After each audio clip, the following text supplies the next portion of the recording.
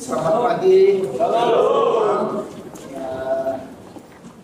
Ya, kita bersyukur untuk satu semester yang sudah kita jalani sangat luar biasa. Tuhan menolong memberkati kita sehingga kita bisa mengakhiri semester ini pada pagi hari ini. Bapak Ibu dan saudara-saudara yang dikasih dalam Tuhan, tema kebenaran firman Tuhan pada pagi hari ini seperti tema selama satu semester yang sudah berjalan, yaitu menjadi hamba Tuhan yang berkarakter Kristus, ya. Kalau yang ditulis di 1 Yohanes 2 ayat yang ke-6 itu, ya, barang siapa mengatakan bahwa ia ada di dalam Dia, ia wajib hidup sama seperti Kristus telah hidup, ya. Jadi dalam 1 Yohanes 2 ayat yang ke-6. Dan pada pagi hari ini, karena kita ini sudah masuk bulan Desember, saya menghubungkan, ya, tema ini dengan Natal, ya.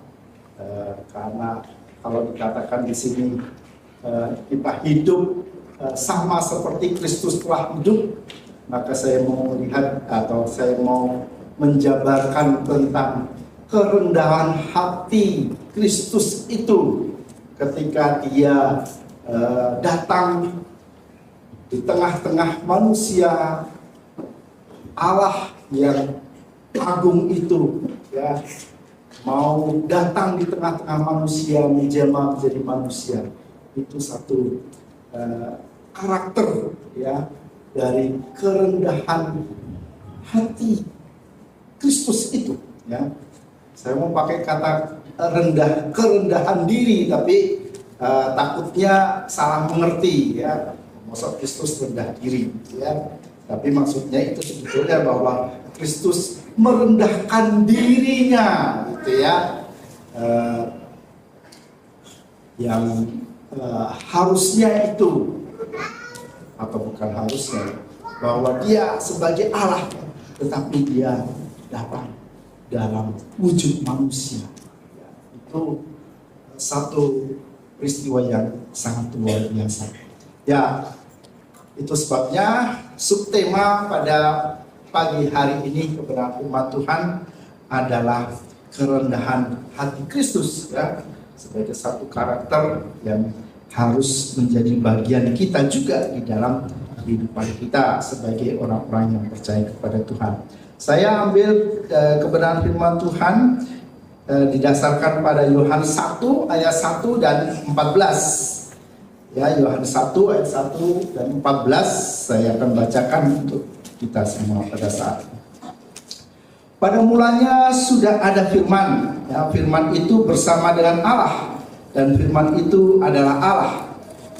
Ayat yang ke-14, firman itu telah menjadi manusia dan tinggal di antara kita, dan kita telah melihat kemuliaannya, yaitu kemuliaan sebagai anak tunggal Bapa, penuh anugerah dan kebenaran. Ya, ini saya ambil dari terjemahan Alkitab edisi yang kedua, yang terbaru, yang kedua, edisi kedua. Nah, Bapak Ibu dan saudara-saudara yang dikasih dalam Tuhan, ketika kita mengingat ataupun ketika kita merayakan, ya, Natal setiap tahunnya, ya, itu kita diingatkan akan satu peristiwa atau satu momen yang sangat luar biasa, ya, karena peristiwa Natal merupakan keajaiban Allah yang dinyatakan kepada dunia. Kalau komentarnya, ya, Pendeta Stephen Tong, ya, di KKR beberapa tahun yang lalu di Semarang, ya, bahwa Natal itu atau kelahiran Kristus itu, kedatangan Kristus yang pertama itu, dalam kelahirannya itu merupakan peristiwa terbesar kedua sesudah ciptaan, ya. Ini saya selalu ingat-ingat terus itu, ya, ketika merayakan Natal itu, ya. Stephen Tong mengatakan begitu, ya. Ya, saya tidak mengagungkan Stephen Tong, ya, tapi saya tertarik dengan pernyataan itu, ya. Dan saya setuju dengan pernyataan itu, ya. Karena ketika kita mengingat bagaimana Kristus itu lahir ke dunia, itu satu peristiwa yang begitu luar biasa. Tidak ada manusia di dunia ini yang bisa memprediksi ataupun meramalkan, ya, akan kelahiran Kristus itu. Memang peristiwa Natal itu dinubuatkan di dalam perjanjian lama, tetapi para nabi perjanjian lama pun saya percaya tidak akan bisa memastikan bahwa apa yang dia nubuatkan itu terjadi seperti itu. Itu sesuatu yang di luar nalar manusia. Bagaimana Allah yang begitu tinggi, begitu agung, Allah yang maha kuasa, Allah yang maha mulia itu, dia bisa lahir di tengah-tengah manusia, ya. Atau dia bisa menjelma menjadi manusia. Itu satu peristiwa yang sangat luar biasa, ya. Sehingga ketika kita merayakan Natal itu, kita mengingat betapa luar biasanya Tuhan itu di tengah-tengah manusia, ya. Karena Tuhan menyatakan dirinya yang sangat luar biasa itu. Allah yang maha kuasa dalam peristiwa Natal, ya, menjadi begitu tidak berkuasa atau tidak berdaya, ya, dalam arti bagaimana dia di tengah-tengah para penguasa itu, ya, dia tidak menunjukkan kekuasaannya, ya. Atau Allah yang tidak terbatas itu, ya, tetapi dia merendahkan dirinya untuk di dalam keterbatasan, hidup di dalam keterbatasan, ya. Dan itu satu peristiwa yang Tuhan nyatakan bagi manusia, ya. Sekalipun kalau kita lihat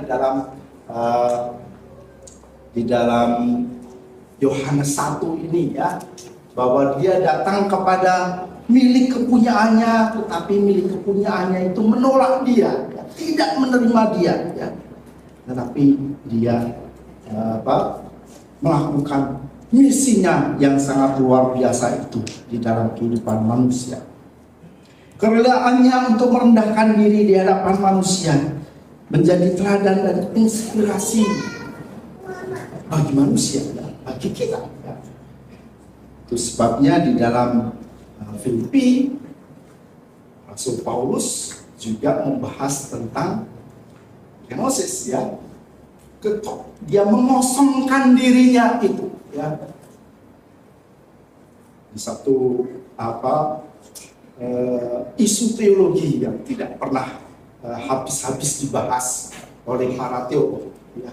Bagaimana Allah yang begitu luar biasa itu, ya, yang segala maha ada padanya itu, ya, tetapi dia mengosongkan diri menjadi satu rahasia yang sangat luar biasa dalam kehidupan manusia. Peristiwa Natal merupakan bukti keagungan karakter Allah dalam hal sikap merendahkan diri, ya. Memang kalau kita mengatakan kenapa sih Tuhan Yesus lahir, ya, menjelma menjadi manusia, ya, jawabannya memang bisa kita menjawab, ya karena Allah itu begitu mengasihi kita, ya. Ya itu benar saja, gitu ya. Saya setuju saja, gitu ya. Tetapi kalau kita melihat di dalam Yohanes, gitu ya, khususnya di dalam Yohanes 1 ayat 1 dan 14 itu, ya, saya mau menekankan tentang bagaimana Natal itu atau peristiwa bahwa Tuhan itu, Allah menjelma menjadi manusia itu bisa terjadi, ya, dalam kaitannya atau di dalam konteks kepribadian Allah itu sendiri, ya, bukan dalam hubungannya dengan manusia, ya. Memang Allah menjelma menjadi manusia itu karena Allah mengasihi manusia, ya, tentu saja, ya. Tetapi ada dalam konteks di mana Allah di dalam dirinya itu, ya, di dalam ketritunggalannya itu, dia memang memilih untuk menjelma menjadi manusia. Oleh sebab itu di dalam bagian ini saya akan menekankan tentang mengapa Kristus itu lahir, ya. Kenapa peristiwa Natal itu bisa terjadi, ya. Di dalam konteks bahwa di dalam diri Allah itu sendiri, Allah tidak bisa mengingkari dirinya sendiri, ya. Ya, karena waktu yang diberikan kepada saya itu 30 menit, ya. Ini sudah dapat 10 menit lebih, ya. Wah, itu jadi harus ngebut ini, ya. Jadi nanti kalau sudah waktunya habis, ya kasih tahu aja, ya. Saya nggak seperti Prabowo, ya. Kayaknya kalau saya kasih tahu, ya. Kasih tahu habis waktunya, gitu ya. Saya nggak ngeyel, ya. Habis waktu selesai, gitu ya. Oke, yang pertama, ya, mengapa peristiwa Natal itu bisa terjadi, ya? Mengapa Allah itu menjelma menjadi manusia?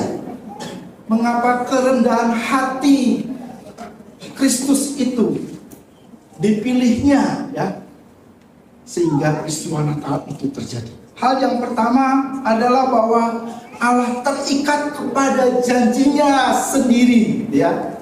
Allah berjanji kepada dirinya sendiri untuk dia tidak memusnahkan manusia, ya. Kalau kita memperhatikan di dalam kejadian 9 ayat yang ke-15, ini peristiwanya tentang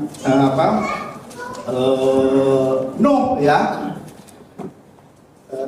Ketika Tuhan itu melihat bahwa manusia itu dari waktu ke waktu itu semakin jahat, ya, sehingga dia kemudian mengambil keputusan untuk memusnahkan, ya.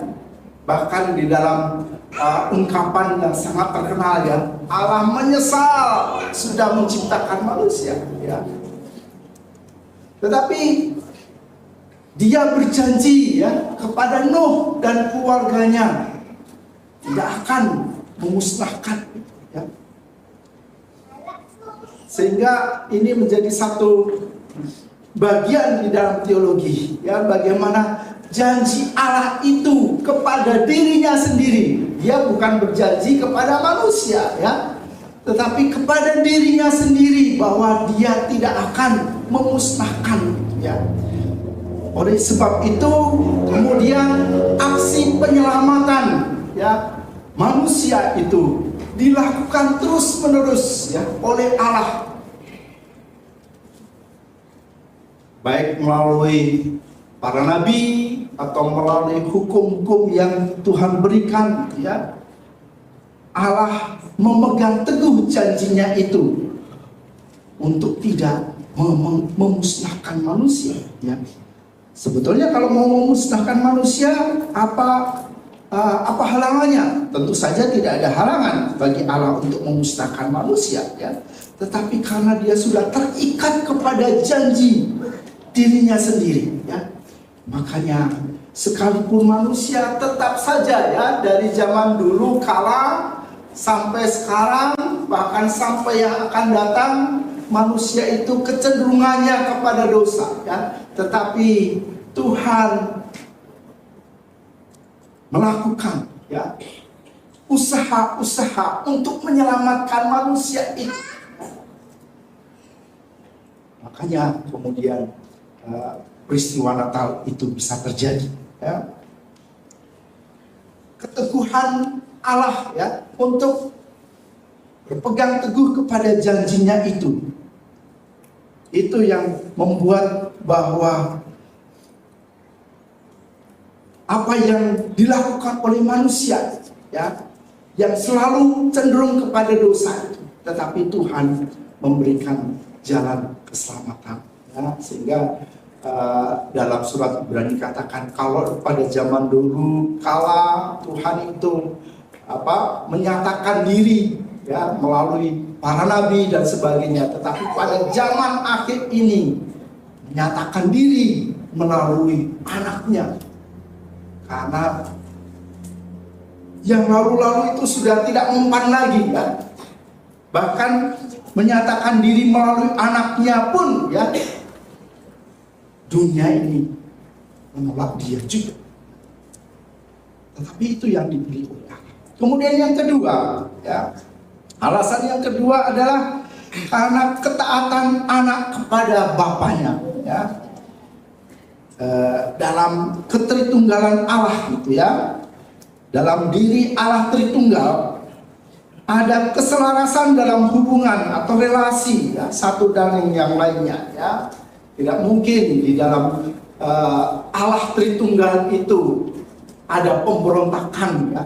Kalau ada pemberontakan pasti tidak akan seperti ini, pasti kejadiannya akan lain, ya. Tetapi ada keserasian hubungan, ya, dalam diri Allah Tritunggal ini. Dan anak itu taat tunduk kepada Bapa, ya. Sehingga apa yang diperintahkan oleh Bapa, maka anak melakukan. Makanya kenapa peristiwa Natal itu terjadi? Karena anak, yaitu Kristus itu tunduk kepada perintah Bapa, sehingga peristiwa Natal itu terjadi. Anak mau tidak mau harus taat kepada bapaknya, ya. Tapi bukan mau tidak mau taat itu dalam pengertian seperti robot, ya. Tetapi karena ada keserasian hubungan, ya, relasi di antara Allah Tritunggal itu, sehingga anak itu taat kepada Bapa yang mengutusnya.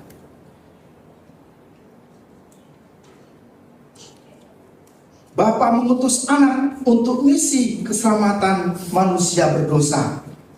Itu sebabnya Natal itu bisa terjadi. Kemudian yang ketiga, alasan yang ketiga mengapa peristiwa Natal itu terjadi, karena mengutamakan program besar Allah, gitu, ya. Allah punya program besar, ya, bagi seluruh ciptaan, ya. Dan itu yang kalau kita melihat di dalam Yohanes itu tadi, ya, katakan bahwa ada anugerah, ada kebenaran, gitu, ya. Itu merupakan sesuatu yang ada di dalam diri Allah, ya.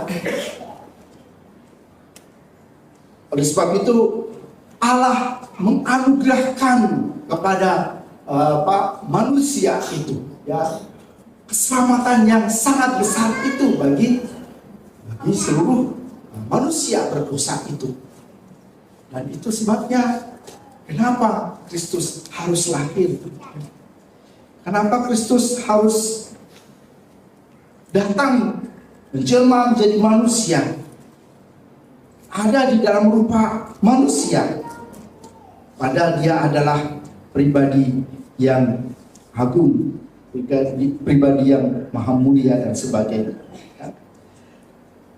Allah bekerja dalam keteraturan dan mempunyai rancangan yang sempurna atas segala ciptaannya. ya, bahwa Allah itu punya grand design ya dalam penciptaan itu, ya rancangan besar ya. Dan Allah melakukan itu ya, melakukan apa yang sudah dirancangkannya itu. Itu sebabnya dia tidak bisa, ya, tetapi dia memilih untuk dia hadir di tengah-tengah manusia, menunjukkan kasihnya yang sangat luar biasa itu. Allah selalu konsisten kepada program besarnya itu, ya, rancangan besarnya itu di dalam misi penyelamatan manusia itu yang sangat besar. Jadi ini alasannya ya, karena waktunya sudah mau habis, kita langsung kepada penerapannya. Kenapa atau apa yang kita bisa pelajari di dalam hal ini ya? Atau apa yang kita bisa lakukan di dalam hal ini ya? Yang pertama adalah mari kita hidup berpegang kepada janji ya, janji Allah ya. Kita hidup itu kan seringkali ya kita berjanji kepada Allah ya, apalagi kalau yang masuk sekolah teologi itu karena ada kemauan tersendiri ya. Karena misalnya ya sakit gitu ya, sakit nggak sembuh-sembuh, kemudian punya ide ya, mungkin idenya seperti hamba-hamba Tuhan yang lain ya. Oh Tuhan, saya berjanji ya bahwa kalau saya sembuh dari sakit, saya mau jadi hamba Tuhan ya. Ya itu bagus juga sih ya. Tapi ada yang sudah berjanji seperti itu, tapi mengingkari janjinya ya. Bahkan walaupun sudah sekolah teologi kan, walaupun sudah sekolah teologi, karena kecewa dengan organisasi, akhirnya tidak melayani ya. Akhirnya jadi security.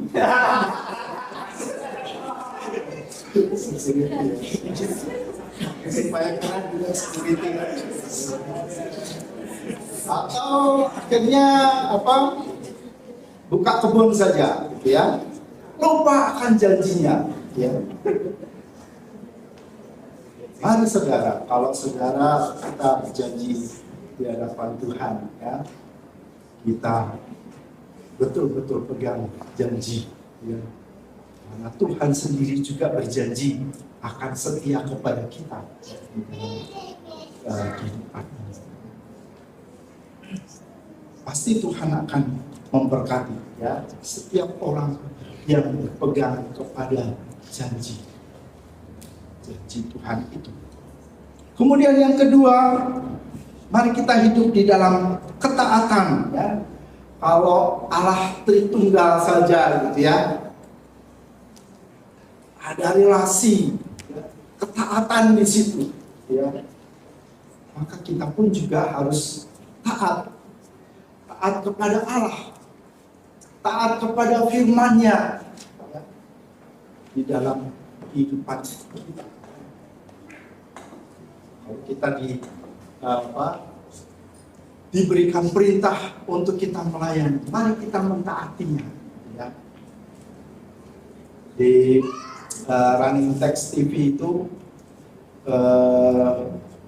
dari kemarin dan pagi hari tadi saya masih baca ya, bahwa Menteri Pendidikan Nadiem mengatakan bahwa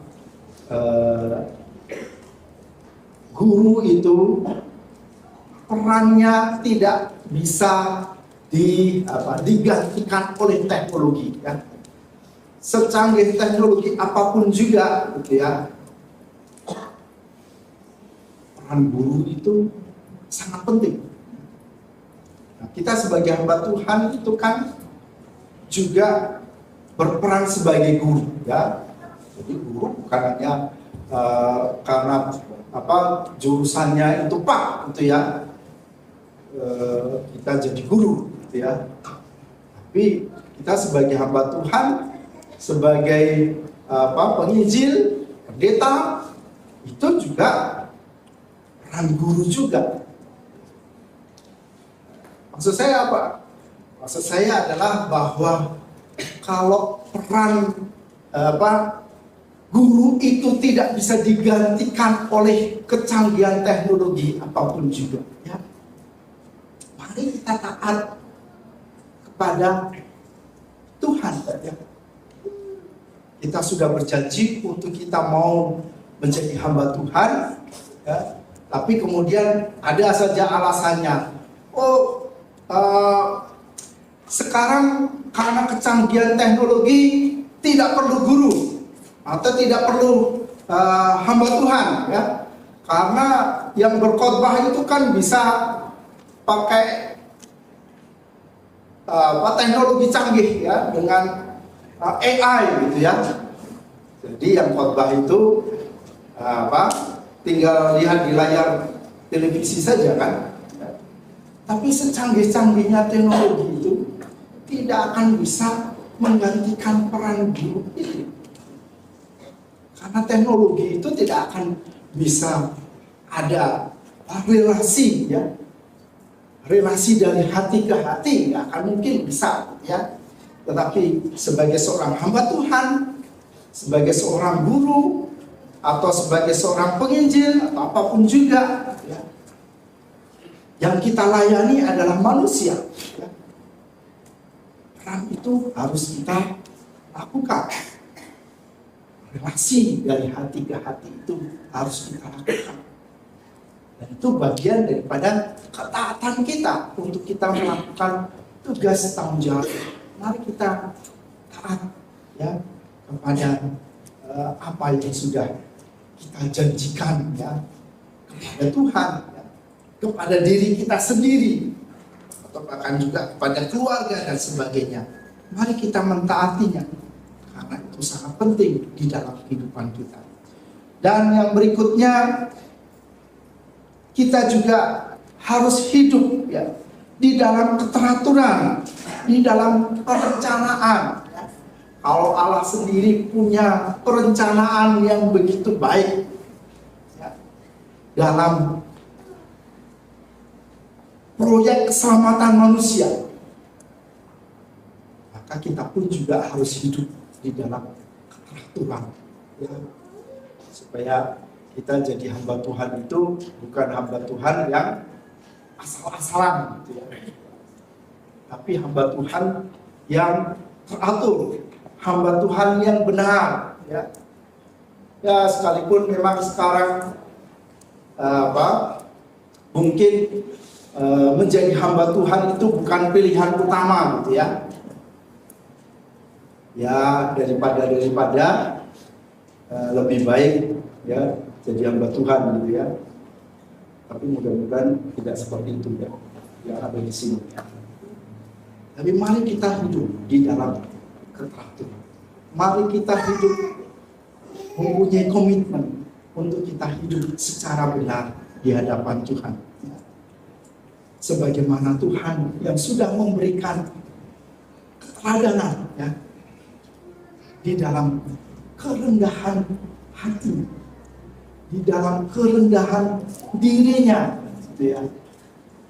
Maka kita pun juga meneladani dalam hidup keteraturan untuk kita mencapai misi penyelamatan yang Tuhan menggunakan kita, ya, supaya orang yang lain pun juga boleh percaya kepada Tuhan. Kesimpulannya bahwa kerendahan hati Kristus untuk hadir di tengah-tengah dunia itu menunjukkan karakternya yang mulia, yang didasarkan kepada dirinya sendiri, ya, di dalam kepribadian Allah itu sendiri.